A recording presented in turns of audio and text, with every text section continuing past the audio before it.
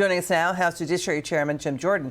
Chairman, it's always a pleasure to see you. Good to be with you. Your take on all of this, what are you zooming in on? Because Biden is denying this, saying he personally made all the decisions. Really? He personally signed off on 4,500 pardons and commutations?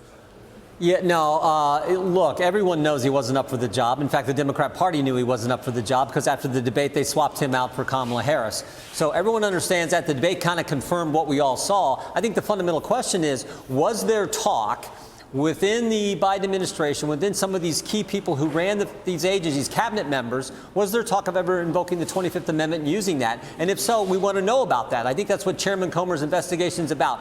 Who was making the call, and was there a point where you said, this individual's not up for the job, he can't do the things he's supposed to do as commander-in-chief and as president of the United States? We want to know those things. And I read Tapper's book last week on a flight back to Iowa. You know, it was Ricchetti, it was Zients, it was Klain, it was these key people around the president who seem to be running everything.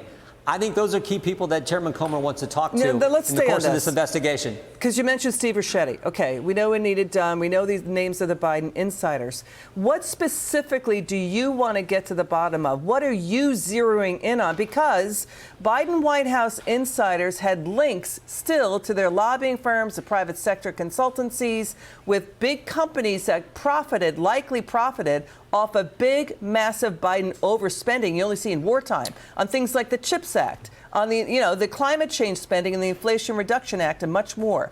They had personal clients who could have profited. Do you want to get at that?